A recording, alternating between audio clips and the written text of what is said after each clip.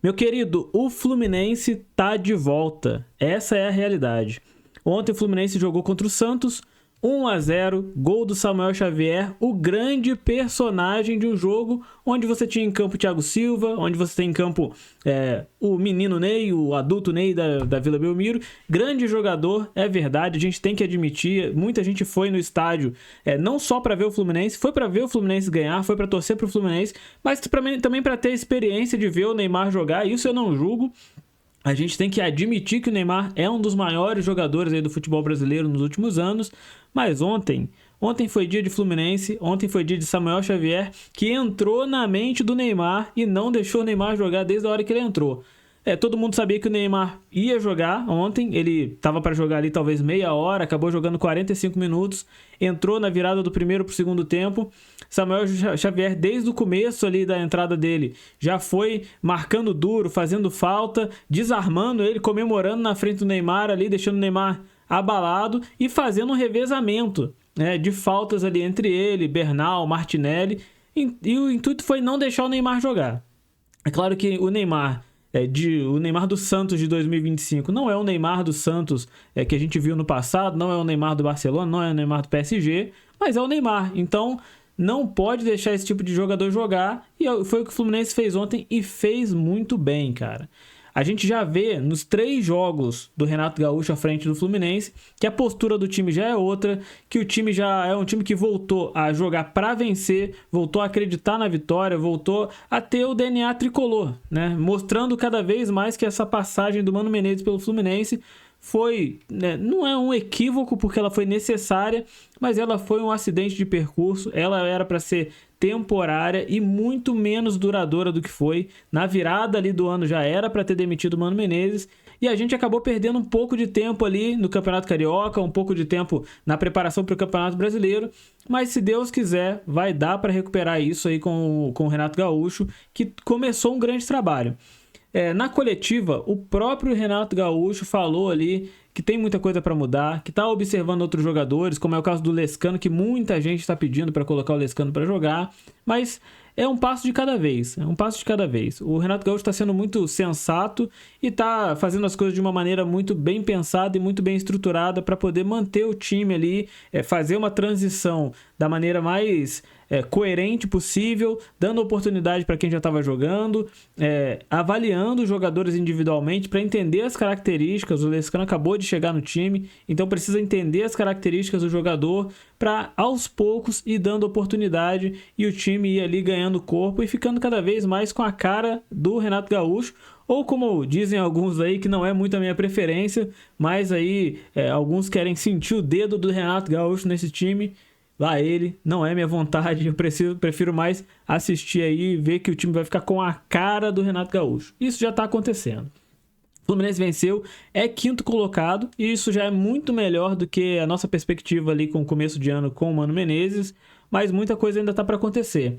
E a gente tem que fazer alguns destaques aqui, um destaque, talvez aí o destaque negativo do jogo, e um jogador que eu tenho percebido que tem muita gente ali já cornetando ali pro Renato Gaúcho mexer no time e colocar ele no banco de reservas, que é o Canóbio. O Canóbio ontem fez uma partida fraca, né? Tem suas características ali, como sempre teve, corre bastante, briga bastante ali, mas ontem se jogou 2, 3, 4, 5 vezes ali, parecia o próprio Neymar jogando no passado, sofreu um pênalti, que pra mim, cara, tem muita gente que falou, nossa, é pênalti claro. Pra mim não foi tão claro, porque o toque, olhando pela TV, pelo menos essa sensação que eu tive, olhando pela TV, o toque ele parece muito sutil, parece ali olhando pela TV. É claro que o choque ali entre os dois jogadores pode ter sido muito mais forte do que a minha percepção. E como o Canóbio estava se jogando, eu acho que também nesse lance ele valorizou, isso pode ter mudado ali a maneira como o árbitro estava interpretando o lance. Mas não tem como negar que foi pênalti no primeiro lance. Segundo lance não, segundo lance o Canóbio se jogou claramente. Mas assim, ontem o Canóbio errou muito passe, errou na marcação, assim, foi um jogo muito ruim. Aí já tem muita gente pedindo pro Renato Gaúcho tirar o Canóbio e colocar o Keno. Cara, eu acho que é cedo para esse tipo de mudança. Por que eu acho que é cedo?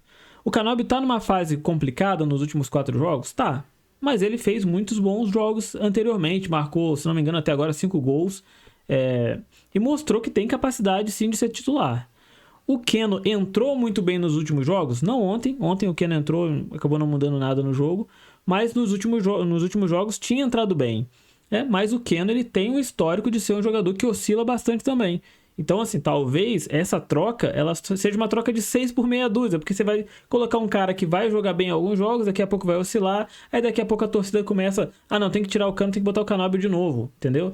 Eu acho que tudo tem que passar por essa transição que o Renato Gaúcho está fazendo, e tudo tem que ser avaliado de maneira muito bem coerente, muito bem separada ali. Eu acho que o Canóbio ele tem características de um jogador que vai entregar mais ao longo de um período maior de jogo. O que eu tô querendo dizer com isso? O Canóbio tem capacidade física para manter um jogo assim, com intensidade, pelo menos por uns 65, 70 minutos. O Keno é um jogador mais habilidoso que o Canóbio, mas ele entrega menos fisicamente. E a gente já viu isso acontecer no passado. Então, o Keno é um ótimo jogador de segundo tempo para entrar ali faltando 20 minutos, faltando meia hora para acabar o jogo. Ele vai para cima, ele dribla, ele tenta, ele finaliza, mas ele não consegue fazer isso o jogo todo. Então eu acho que tem que ter esse equilíbrio, tem que ter sim um manejo muito bem feito desses dois jogadores. Usar o Canóbio quando for o momento oportuno, usar o Keno quando for o momento oportuno, como nesse ponto o Mano Menezes estava acertando bastante, tá? O Canóbio estava performando bem com o Mano Menezes. Mas tudo é fase, cara. Pode ser uma questão temporária ali dos adversários que o Fluminense enfrentou e aí o Canóbio não conseguiu se adaptar bem, pode ser o começo de trabalho do Renato Gaúcho, pode ser uma série de coisas.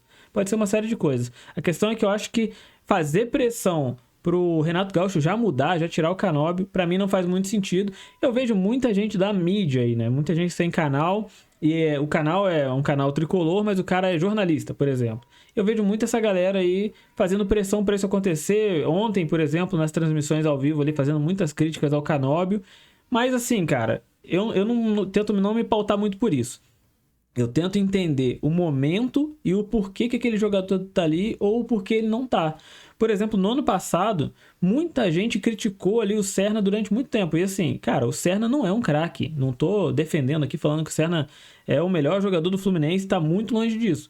Mas o Serna tem as suas características e tem o momento em que o Serna vai funcionar e vai jogar muito bem, vai ser muito importante como foi no ano passado, e tem momentos que o jogo não é pra ele, cara. O jogo de ontem, por exemplo, não era pro Serna, pelo menos na minha opinião não era. Mas assim, muita gente, eu vi gente falando assim, cara, o empresário do Serna é o melhor empresário do mundo, porque esse cara não tem condições de ser profissional, não tem condições, cara, o cara foi importantíssimo na reta final do Campeonato Brasileiro. Então, tudo tem ali a sua análise. Eu sou muito contra uma análise assim, eu analiso jogo por jogo. Pô, se você analisa jogo por jogo, não tem por que você cobrir todos os jogos do campeonato daquele time, né? Do Fluminense aqui no caso. Você tem que analisar o contexto, o porquê que aquele jogador tá performando mal naquele momento. Por exemplo, é uma paciência que muita gente tem com o Germancano. O Germancano, os jogos que ele fez aí, muitos jogos muito ruins, todo mundo entendia que, o Cano tá muito mal porque a bola não chega, o Cano tá muito mal porque fisicamente ele tá passando por um momento de recuperação, porque tava lesionado, o Cano não tá muito bem por isso, não tá, dá pra entender o contexto. Por exemplo, ontem o Cano não jogou muito bem, quase não finalizou, mas por quê? Sem o Ganso no meio campo, o Lima fazendo essa posição, o Lima não tem as mesmas características, então a bola não vai chegar lá na frente com a qualidade que chega quando o Ganso está em campo. E as outras peças também não contribuíram para isso acontecer. E além de tudo, o Santos estava se defendendo bem, cara. O Fluminense teve um domínio amplo do jogo, mas o Santos estava se defendendo bem. Então não tem como você pegar e falar assim, o Cano jogou muito mal. Não, ele não jogou muito mal, ele teve pouca oportunidade. E o Cano, ele tem as suas características. É um cara que, no jogo, se ele tiver a oportunidade de finalizar 60 vezes, ele vai finalizar 60 vezes. Vai fazer 5 gols, mas vai finalizar 60 vezes. É o jeito dele jogar. Pode ver que saiu o Cano, entrou o Everaldo e nada mudou, cara. Nada mudou. Então, assim, cada situação dessa, ela tem que ser analisada com muita paciência e dar tempo pro técnico poder fazer as modificações que ele precisa e que ele vai fazer, tá? O Fluminense tem algumas competições pela frente, tem um elenco que precisa ser ali otimizado, porque né, assim como ele fez na Sul-Americana de colocar um time misto e atropelar ali o San José, mas é um time muito fraco, um time praticamente o Águia de Marabá da Bolívia, muito fraco mesmo. Mas assim, foi uma escolha inteligente. Se tivesse perdido, teria sido muito criticado. Mas assim, ele entendeu o momento do jogo, entendeu que adversário que ele vai enfrentar, entendeu que peças ele tinha e o que ele precisava fazer para o próximo jogo. E poupou ali e conseguiu equilibrar as coisas e conseguiu colocar um time competitivo em campo. Tudo isso, cara, é fruto de um trabalho que está começando ainda e muita coisa vai acontecer, mas o Renato ele tem experiência o suficiente, ele tem a malícia o suficiente para entender ali como gerenciar isso e como tirar o melhor do Fluminense, também tecnicamente. Eu acho que fora de campo ele já está conseguindo fazer isso, a gente já vê um nível de motivação diferente no elenco, a gente já vê entrevistas diferentes, a gente já vê uma postura diferente de um time, realmente um time que quer vencer. Ainda que numa entrevista ou outra ali, quando os jogadores são perguntados, como foi o caso do próprio Samuel Xavier ontem, perguntado o que mudou, né, eles sempre tentam fazer, de certa forma, uma defesa ali em relação ao Mano, até para não expor, mas já tinha se tornado público ali que internamente o clima no Fluminense era muito ruim. O Renato Gaúcho ele conseguiu fazer essa transformação que é muito característica dele mesmo. Muita gente fala que ele tem esse jeito descontraído, levou uma leveza para o Fluminense. Isso ele já conseguiu transformar. Agora a parte técnica, a parte tática é um trabalho muito mais longo que a gente tem que criar uma boa expectativa, mas ter paciência para ver as coisas acontecerem, que isso com certeza não vai acontecer agora. Mas a gente vai ver sim um Fluminense muito melhor do que a gente estava esperando no começo de ano ali com o Mano Menezes. Cara, esse foi o vídeo de hoje. Tô deixando aqui em cima quantos inscritos nós somos nesse momento. Nós somos 1.395 inscritos. E eu conto com você para que a gente chegue a 1.400, 1.500, 2.000, 10.000, 100.000. Quem sabe aí 1 milhão de inscritos, 1 milhão de tricolores aqui no canal. Conto com a sua participação. Se você não é inscrito, se inscreve aí, deixa seu like, deixa seu comentário. E até o próximo vídeo.